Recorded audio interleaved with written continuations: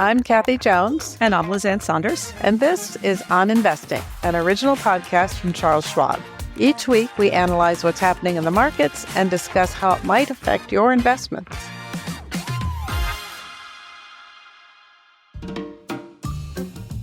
Hi, Lizanne. Seems like the markets are finally reacting to all the changes we've been experiencing from the new administration. It seems as if it all just came at once. I think the S&P 500 is down about 2.5% since the last time we spoke. What do you make of all this? Yeah, so it's not just a little bit of weakness showing up at the index level. There's been a real shift in the internals of the market where leadership resides from a sector perspective relative to last year when the Magnificent Seven and tech and comm services, communication services, I should say, were the darlings. This is a year, at least on a year-to-date basis, where the more defensive areas like healthcare and staples are doing well, and pulling up the rear is actually some of those growthier components of the market. It's also the case, and we've talked about it on the program before, I think it's important not just to look at index level changes from highs, drawdowns, but what individual stocks are doing, and also highlighting some of the weakness that's shown up in the growthier areas in the tech space or tech-related space.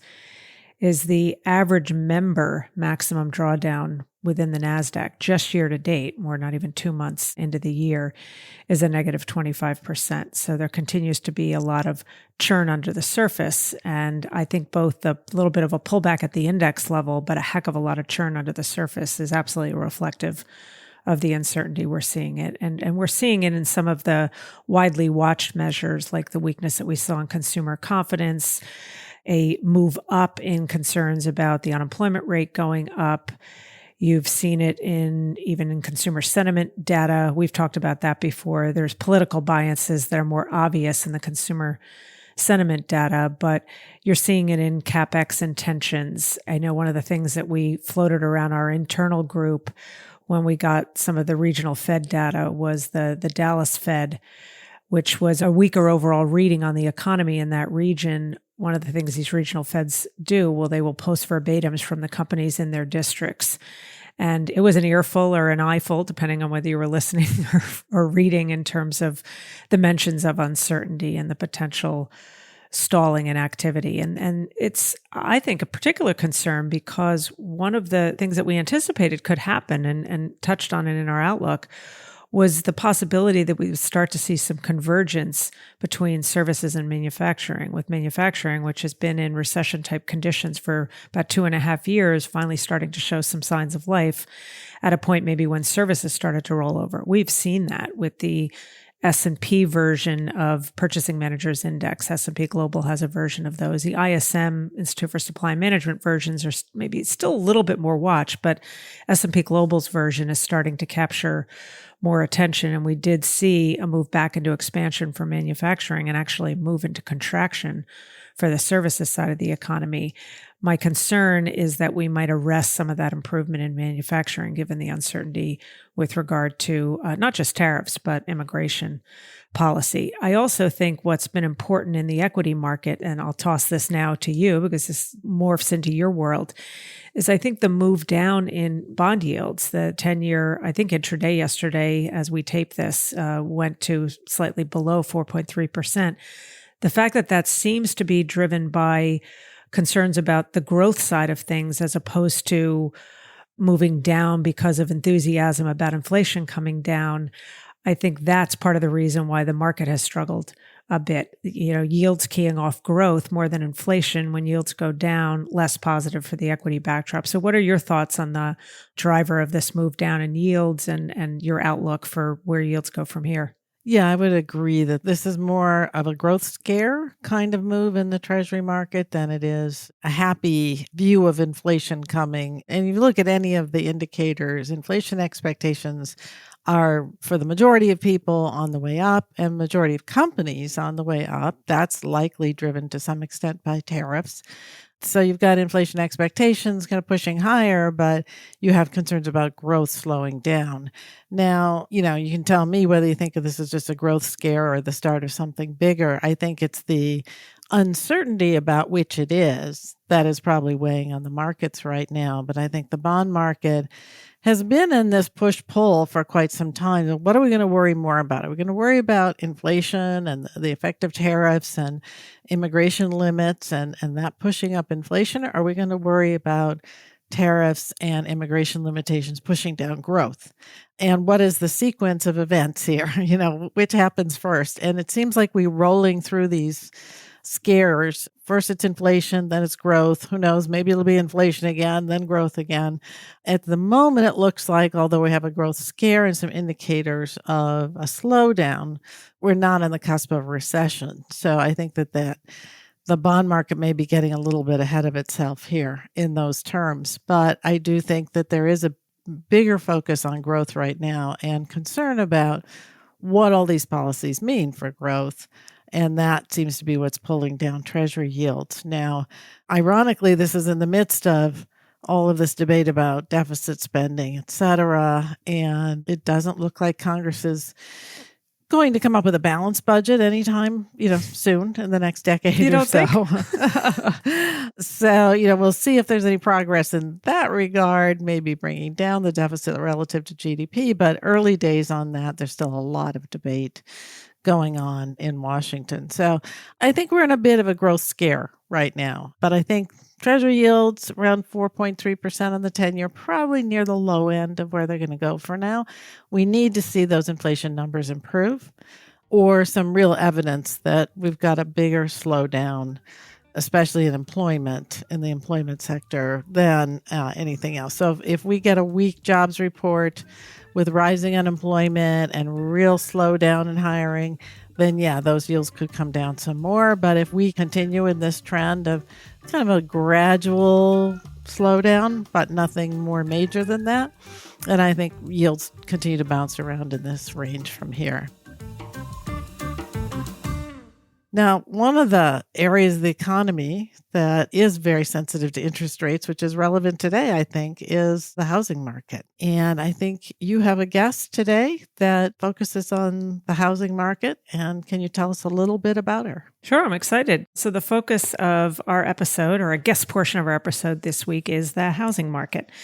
We've got Ivy Zelman. She is a trailblazer, really a legend in the world of housing and housing research. And Ivy is the executive vice president and co-founder of Zelman and Associates. She has more than 30 years experience guiding investors and corporate executives toward business success. In 2007, Ivy co-founded Zelman and Associates, which is the leading housing research firm nationwide, serving institutional and private equity investors, corporate executives from the home building, building products, real estate, mortgage finance, and rental sectors, and more. She is a frequent guest on CNBC, Fox Business, Yahoo Finance. Ivy was actually inducted into the Institutional Investors America Research Team's inaugural Hall of Fame in 2012. And in 2020, Ivy was included in Barron's Top 100 Women in Finance. She is the author of a memoir titled Gimme Shelter, Hard Calls and Soft Skills from a Wall Street Trailblazer. As a Rolling Stone fan myself, I love the title of that. And we will have a link to the book in the show notes.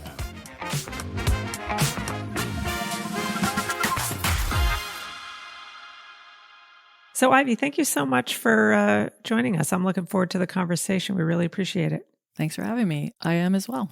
So let me start with the ultimate big picture question. We've been calling it the pandemic cycle, this very unique, broad economic cycle that's been in place since the onset of the pandemic, and how that it's manifested itself through the economy and the rolling nature of strength and weaknesses and the separation between manufacturing and services and the hits, but also the benefits at times in this cycle that have accrued to housing. So maybe just share your thoughts on this cycle being defined as starting with the pandemic and in the aftermath, and what has made this cycle unique from your perch overlooking the real estate market. Well, thinking back to the pandemic, initially when the country shut down, we would have expected with job losses skyrocketing that the housing market would plummet. And that was everything's always about jobs and consumer confidence. And when we saw that housing was actually, a pandemic winner, it was reflected in substantial migration from, let's say, north to south, from east to west, and the Sun Belt predominantly been the biggest beneficiaries. So what we saw was, probably double the typical migration where we normally have migration headed down south anyway. And that resulted in substantial price appreciation, which in the magnitude of time it took to get, 30% annualized price appreciation was pretty unique in itself, even though pre-GFC or great financial crisis, we had price appreciation, but it was in a longer duration. And so that the speed and magnitude made that unique. Whether it was work from home, that propelled people to either go further out into, more of a less dense environment, wanting more space. So we saw square footages increasing as builders were bringing new product to market. But I think we have quite a hangover as a result of it too. We're sitting at, 25 plus year levels of stretched affordability. And with mortgage rates, even as they come down slightly, I think that the consumer is a bit tapped out, predominantly entry level, more so than the high end. And the high end has really been a big beneficiary of the massive price appreciation we had. So the wealth effect, and I would say the magnitude of the amount of equity that people now have in their homes has given them more ability to withstand what might be, some economic turmoil. And there's a substantial amount of people today that are sitting in great shape. However, if you're buying today and you're looking at buying a home today, it's really become very unaffordable. And when you think about the inequality gap in this country, it's only gotten much wider because if you're not a homeowner and you've had inflationary pressure on your wallet, there's, arguably a lot more stress there than what we see at the higher end. I don't know that that's unique necessarily, but certainly the lower end has been the unfortunate ones in terms of not being able to move forward and have the American dream come to fruition. Yeah, talk a little bit about the supply-demand situation over the last 5 years or so. We know that another unique aspect to this cycle is that when we were in the Fed tightening campaign and short-term rates were going up, longer-term rates were moving higher too. I think the stated mortgage rate got to close to 8%, but I believe at that same time, there was still a 3 handle on the effective mortgage rate because so many homeowners shift to fixed rate mortgages, but that also constrained the existing home market in terms of supply. So talk a little bit about just how imbalanced that became and whether we're starting to see some improvement in that supply-demand imbalance. Well, thank you for bringing that up because that certainly is probably the most unique aspect of the cycle that I should have said earlier. Because when I think about, my 30 years plus of analyzing housing, we've never seen home prices increasing despite the actual level of turnover being at recessionary lows. At the same time, the new home market doing very well in the face of what was this disincentive for people to move, the stuck factor in the existing home market. And you hear a lot of rhetoric about the lack of housing, that we have a housing shortage. And I think the reason I call it rhetoric is because we don't have the right priced inventory in terms of supply. We certainly have young adults that are living at home longer or living in roommate situations longer, well above trend line. Happy to share those numbers. But the reality is that we would have decoupling if we had more affordable supply.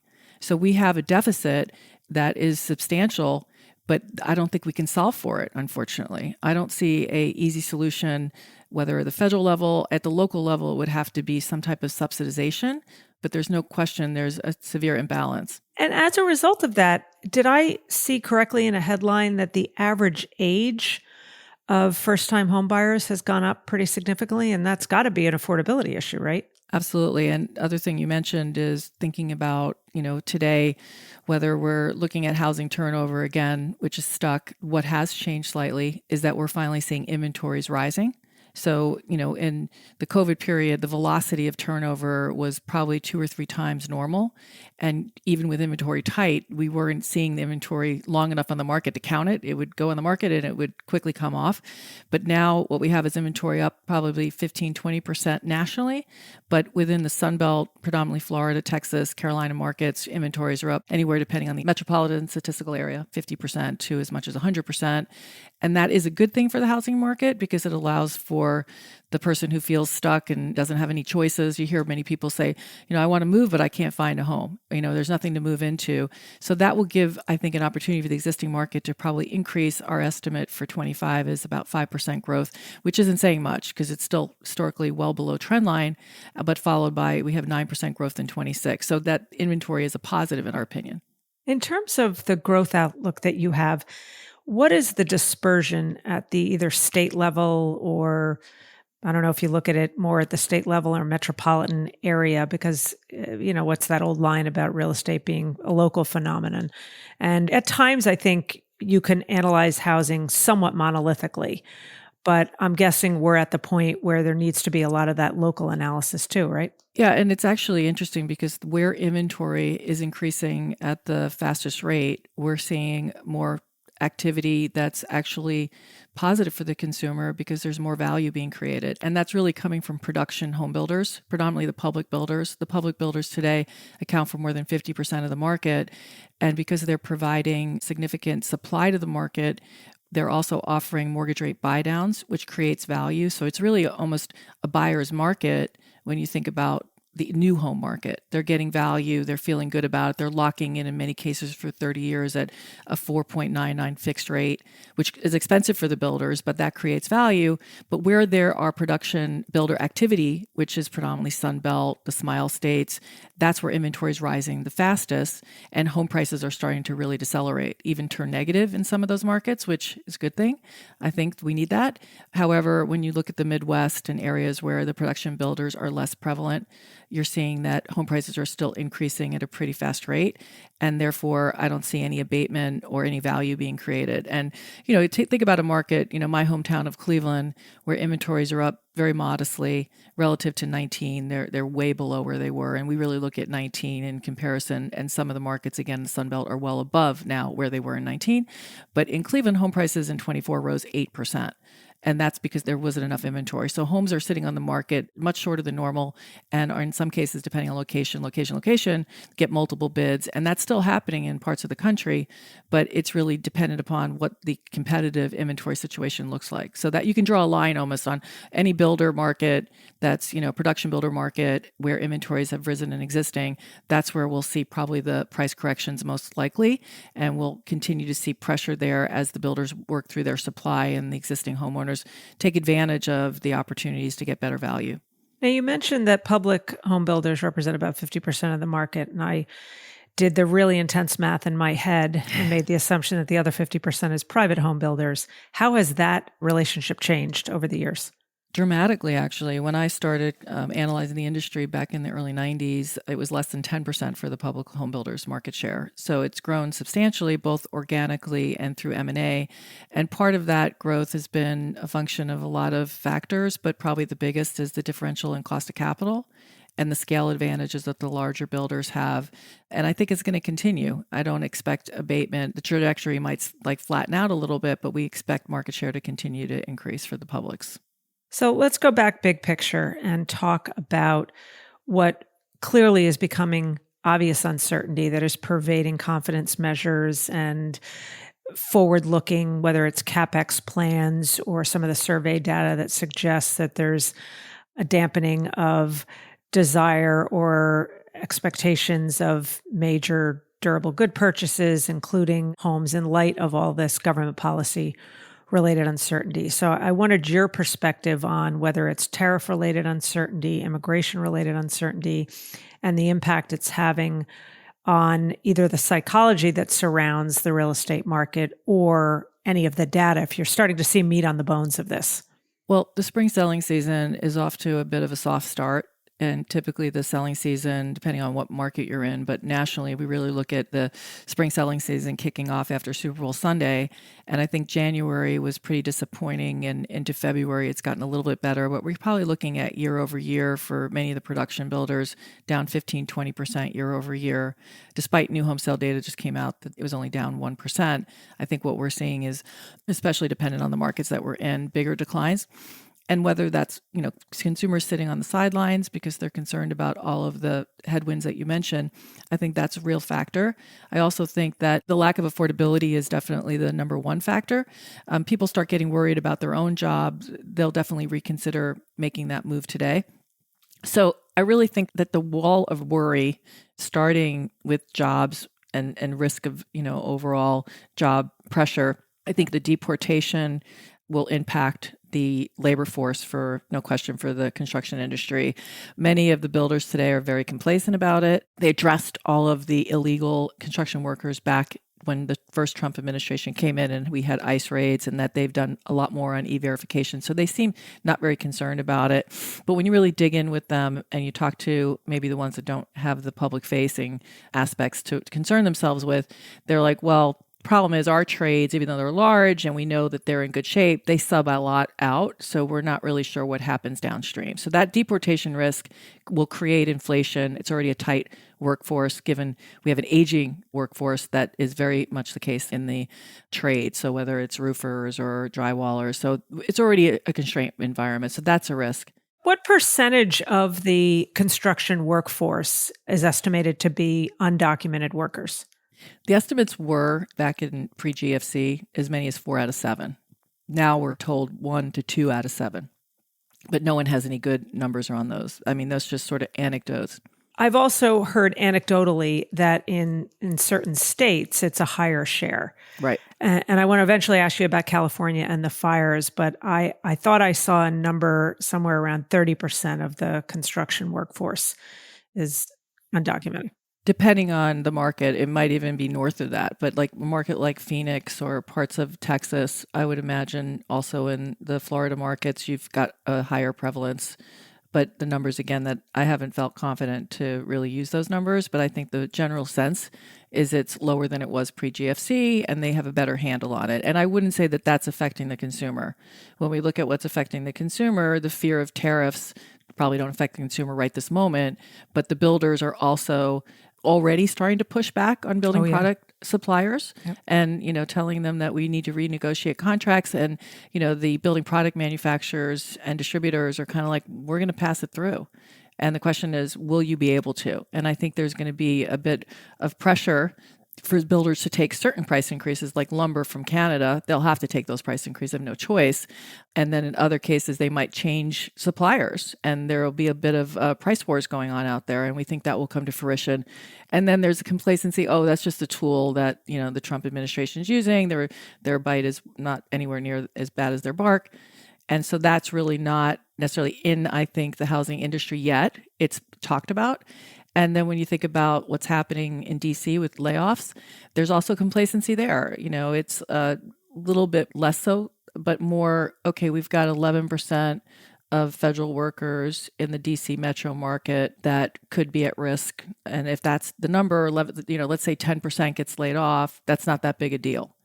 And we're not seeing anything yet. We've talked to many builders that, haven't experienced backlog falling out. There have been some contracts that have fallen out with existing home brokers. We've heard about a small amount. People have lost their job and they're not moving forward. But think about that homeowner today that might have gotten, pink slip that's being let go. They don't move right away. They get severance. They probably are good through September. And even then, they might start looking for a job. And then when they can't find a job, they might reconsider moving.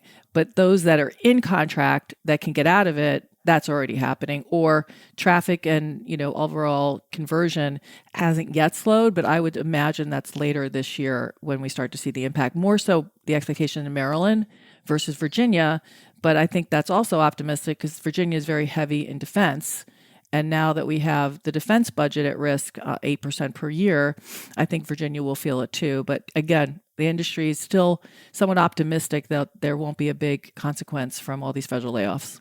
Now, I did see, I think it was Zillow-related data that covered some semblance of the DC area, saying that listings had increased and that price reductions had also kicked in beyond just any normal rate of price reductions. First of all, can you corroborate that? And is it too soon to point to these federal worker layoffs as a reason for one or both of those phenomena? We saw all that data that seemed somewhat sensationalized, and we just have not seen the increases in listings that we can collaborate with that and say that that actually has come to fruition, nor the price cut. So we have not been able to confirm that data. And I think, who knows if there's a few homes here and there and you've got one-offs, but we have not been able to confirm that data.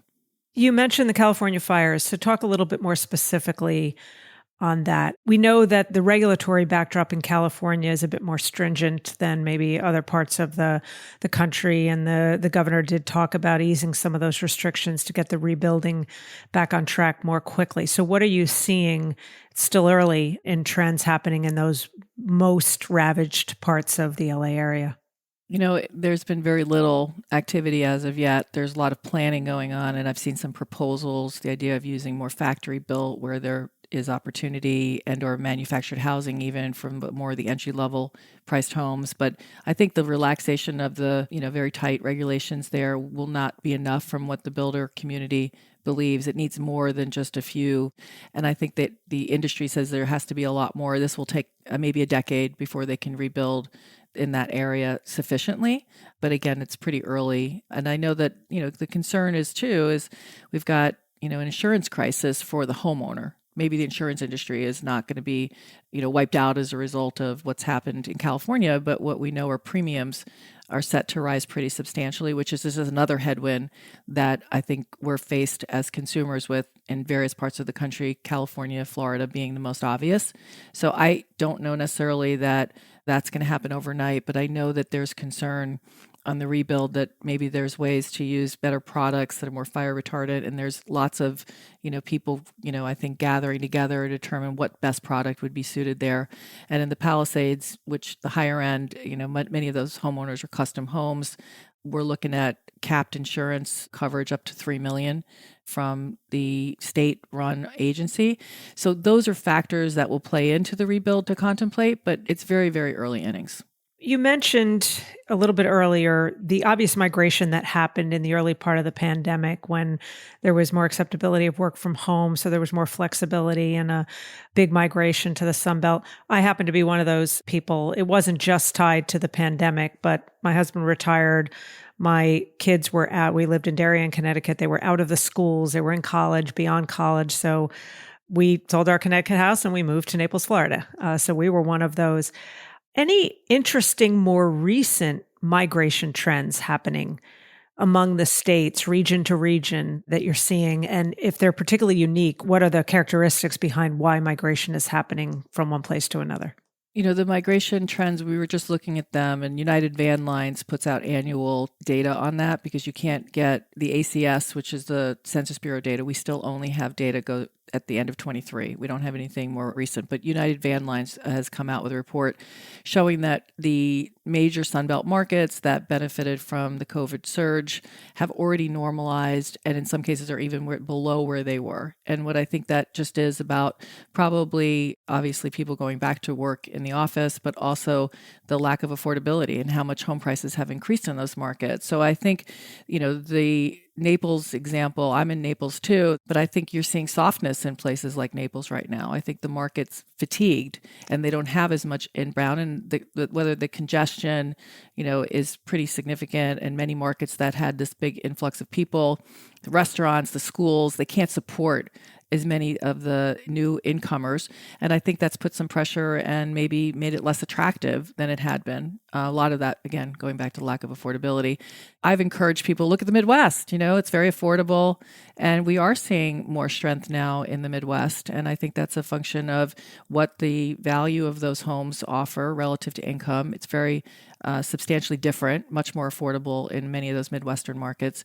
I don't know that we're seeing it yet, but I guess with insurance risk, whether it's climate change, I never talk about if it's God-made or man-made, but it's happening. It's happening. Whether right? it's the heat waves, it's the flooding, it's the fires, and people, where can I go where I don't have to worry about those things? And I think we're going to see people moving back to the center of the country to avoid some of those factors. And insurance, like my kids said to me, my kids are in school and one's out, but they're like, Mom, we've been telling you about climate change since we were in, middle school, and you guys didn't care. Dad and you were like, whatever. And I'm like, well, the reality is that now it's impacting the industry because of what's happening in homeowners insurance. So now we're starting to look at that as a real catalyst for people to contemplate whether or not they want to stay in markets. Are builders more broadly, I don't want to say taking advantage of some of the climate change related problems that have impacted fires in California, hurricanes, which more recently, as you know, having a place in Naples, have been flood problems, not wind problems. So I was reading some things about California and some of the homes that were saved, and it was a function of the customization that was done, in many cases driven by the homeowner telling the builder, I want, fireproof. But is there anything unique happening with some of the builders in those areas that are saying, here is how we're fabricating homes now in a very, very different way? I know one of the things, we're building a house right now, and in the garage, which is where most of the water went for people that didn't also get it into their homes, forget drywalling your garage walls. You're just keeping them cement. You're painting the cement and just materials that are being used. So is there anything unique that the home builders are doing to maybe not get ahead of this, but keep up with the pace of damage caused by climate change? Well, the builders would tell you they are, and that the new home is much less likely to be impacted by any climate type events. In fact, Governor DeSantis did a study on where there was new construction relative to the existing market, and that the new home market held up better during various storms, hurricanes. And so that's already happening. And they're even talking about maybe having lower insurance premiums for new homes because of the advantages or lack of same risk factors in the existing home. And I don't know necessarily that that's happened yet, but that's something that is likely to come to fruition as insurers are focused on mitigating risk. The builders are seeing better performance, and they are using not 100% fire-proof products or flood-proof products, but their product and their overall construction is definitely less at risk than an existing homeowner that's a home that's, let's say 10 years or plus or older. You mentioned several times, for good reason, housing affordability, which I guess are sort of three legs to the housing affordability stool, one being mortgage rates, then of course the prices of homes, and then the income that home owners or buyers are generating. We've talked a lot about the headwinds to real estate. What are the tailwinds? Obviously, mortgage rates coming down on the margin would help, but when we move to the close of some of these conversations that we have on the podcast, I'm always mindful, because there's so much focus on what are the risks, what are the problems, that we try to close out with a little bit more optimism. So we've had a lot of discussion of the headwinds. Maybe what do you see as the most important tailwinds behind the industry? Well, I think that today, when we look at the aging stock, the housing stock is, 45, 50 years old in the United States. And I think that today there are opportunities for consumers to, maybe remodel those homes with all the equity they've had. And so there is a tailwind from the equity appreciation that they've enjoyed. When you look at the burden and typically take, let's say, 30% of income, how much of homeowners today spend more than 30% of their income on their mortgage? And it's at historic lows right now. Only 23% are spending more than 30% of their income on their mortgage and all costs related. That, in comparison to renters that spend more than 30%, is over 55%. So when you just see the advantages the homeowners have and all that equity appreciation, I think remodeling should do well. That actually was a huge pandemic winner. And after now getting sort of normalized back even below trend line, and we look at it relative to overall consumer spending, it's now underpunching where it had been way above. So I think the remodeling market should do well, and it hasn't been. It's been soft. So I'm looking for a rebound there. I do think that the value that the builders are offering is an opportunity for consumers today. If they're looking for homes, they should focus on the new home market, because that's where those, again, mortgage rate buy-downs create affordability. Trying to think of other things. We've got demographics. If we could find a way to create affordability, there's certainly a lot of decoupling that should happen. When, going back to when I was growing up, anyone between the ages of 18 and 34, about 15, 16% still lived with their parents. Today, that's over 21%. So we could have an unlocking of household growth if we actually saw a more affordable offering out there, which, again, the builders are trying to solve for. I'm not sure there's anything that can really happen from the federal government, but at least there's discussions now. So, for example, Trump during his campaign talked about of the total land in the United States, 30% is owned by the federal government. Is there a way to utilize that land? We're less optimistic about that just because it's way out there, so far that the trades wouldn't want to go, as well as the consumer may not want to drive that far to qualify.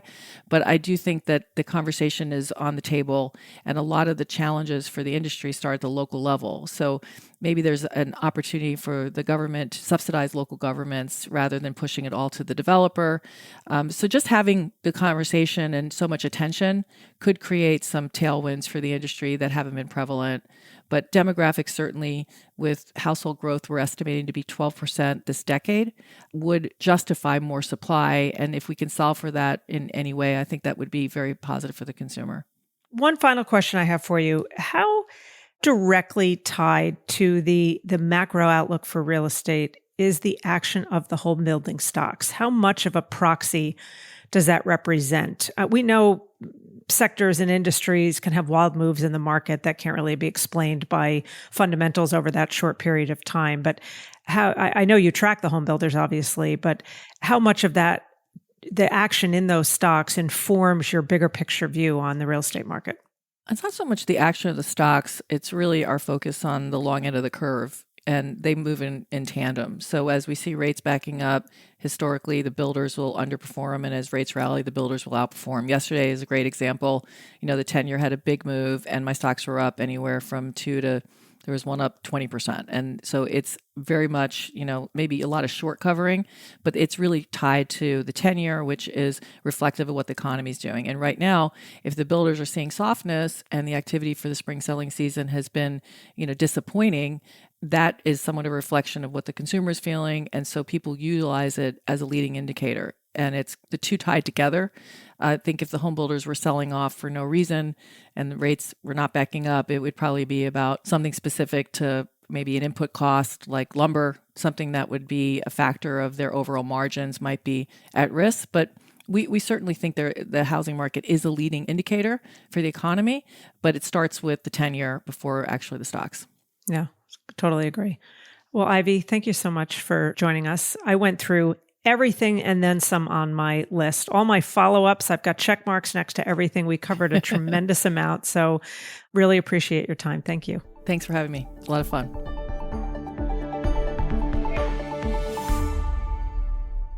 Okay, that was great, Lizanne. So looking ahead to next week, what's on your radar? When we started this, Kathy, part of our conversation, I mentioned the Purchasing Managers Index information that we get, that you get a snapshot of what's going on both on the services side and the manufacturing side. So we get a bunch of PMIs, both from S&P Global, an update to their most recent readings, and then we get the Institute for Supply Management version of those as well.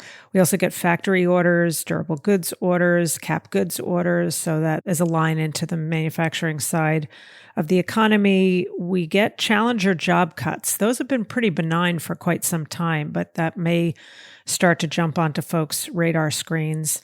We've got, obviously, the weekly claims data. Then we get the jobs report, which is certainly on everybody's radar. What about you? What's on your radar? Yeah, I think the jobs report is definitely high on the list of things for me, and that will give us the next look before the next Fed meeting.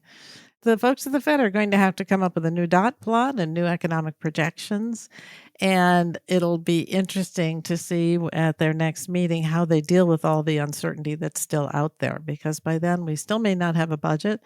We're still in the midst of all these policy changes that are taking place in a rapid fire motion, and they're going to have to put pen to paper and come up with some numbers. So that's going to be really interesting. But I think for now, the jobs numbers will be the big thing. I don't think we'll learn anything from various Fed speakers. Keeping an eye on just what's going on in Washington, to tell you the truth, because that's where all the news is coming from right now. So keeping a close eye on that, and a close eye on our colleague Mike Townsend and his Washington Wise podcast and various writings, because he's the one who keeps us up to date on all that. He's our phone a friend when we get deep dive questions on government policy and prospects thereof. Yeah, poor guy. I think he's the busiest man at Schwab right now. 100%. He's all over the place. So that's it for us this week. Thanks for listening. As always, you can keep up with us in real time on social media. I'm at Kathy Jones. That's Kathy with a K on X and LinkedIn. And of course, you can read all of our written reports, including charts and graphs, at schwab.com/learn. And I'm at Lizanne Sonders on X and LinkedIn. I'm only on those platforms, so be mindful of the imposters. And also, if you don't mind, take a moment to follow On Investing in your listening app of choice so you get an alert when a new episode drops. And we're always grateful if you would leave us a rating or a review. Those really help new listeners discover the show. And we will be back next week with another episode.